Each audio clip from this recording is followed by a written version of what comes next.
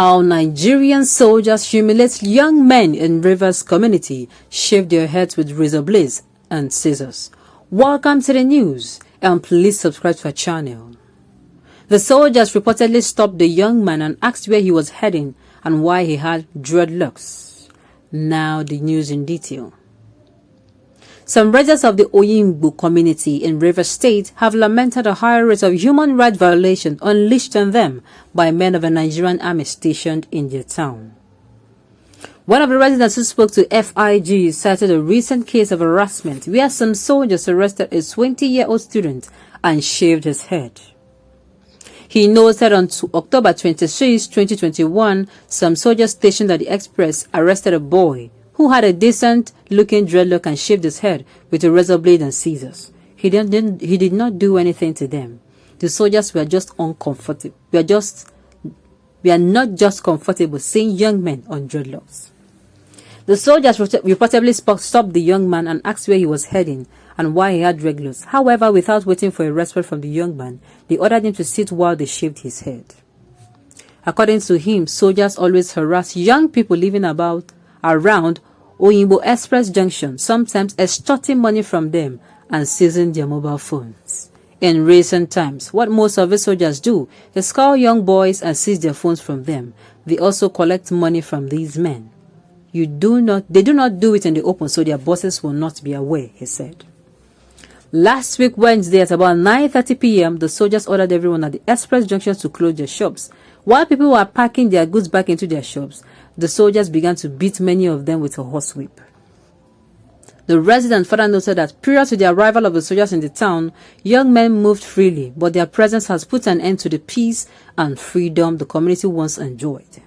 Onyema Nwachukwu, the spokesperson for the army, told the newspaper that the issue would be addressed with immediate effect. He said in the past, soldiers found guilty of doing such were withdrawn. Now it is it's a thing of disgrace and shame. Sincerely, it is disgrace and shame that I swore an oath to take care of lives, to preserve, not to preserve because they're not the giver of life, to secure the lives and property of the citizens of Nigeria. That is my oath. How is it connected to how I'm dressed? Are you the school authorities? Hey, are you serious? Oh no, a lot of people are languishing in Borno. Some soldiers are just even wishing, They are wishing that security will be stable so that their fellow soldiers will stop being killed on a daily basis. And you that have the freedom to move about, instead of doing what you are told to do, you are not just shaving people's heads. I do not know when they become barbers. They should have told they're taking take a profession, open a salon, and open a salon and start barbing a professionally, so that we'll know that, oh, these people, they want to be barbers, rather than come and wear the official uniform of these people and dishonor that uniform and also violate the rights of the citizens of Nigeria. I mean, it's a thing of shame. You are given an office and a uniform, and forgetting that you are putting on that uniform, you do not own yourself anymore.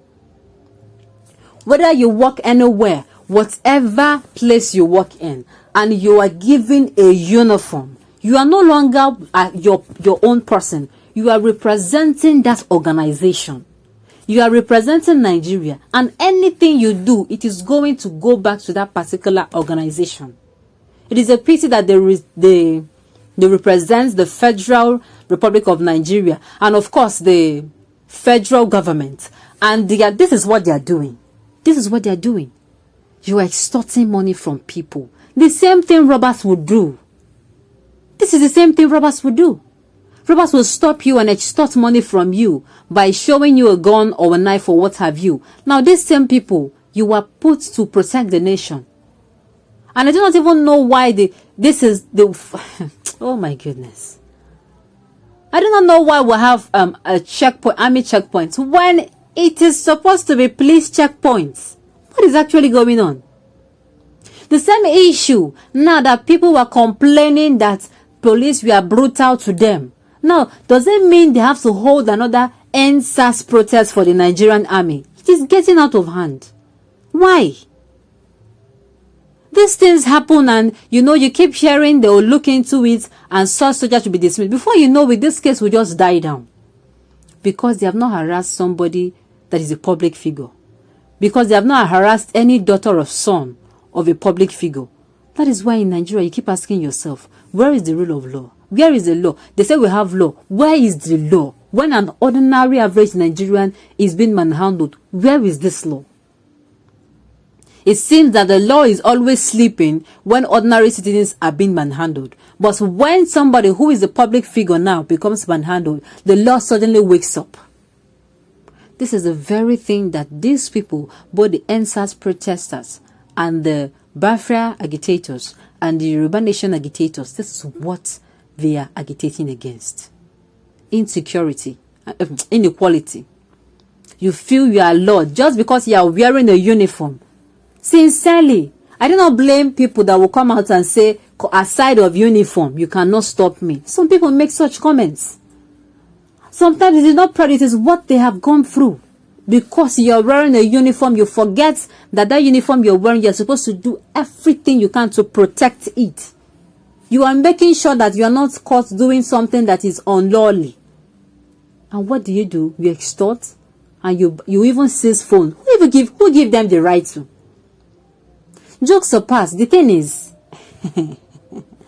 oh my goodness, jokes apart, the thing is, these people are just on uniform. I'm telling you, if not, and these people they are harassing, it's not that they cannot do anything to them. But violence, an eye for an eye is surely not the way to go. If these people now tomorrow now begins to fight back, they start saying that these people are making trouble. Is to start making rounds. Oh, a community in the southeast has started again. You start asking yourself, or the south. You start asking yourself, what happened? Why does it seem like these people always create problems where there is no problems? Now a community is peaceful. You don't want it to be peaceful. What is going on? The ones that give you problems so much, you do not give them such problems. The regions like Zamfara, Borno, and all those places, Yobe, where there's so many attacks. Sokoto, all those places, Kano, Kastina, all those places. The attacks, people had, the army men there, or the military men there, their head is very, very hot. Hot from what? So they don't even have time to do all this. But what happens? It is very sad, and it's a thing of shame and disgrace. If these officers are not disciplined, let them bear it in mind that it will continue. And it will not just stop. A crime that is allowed, they start allowing slap, they start allowing shaving of it. Very soon, those people, we are not saying this will happen, but if care is not taken, they'll start slitting truths, and they'll be quiet, there will still be silence. What is not fair is not fair. On those notes, we have come to the end of the news. We say thank you for tuning in to listen. Until I come your way next time, enjoy the rest of the day.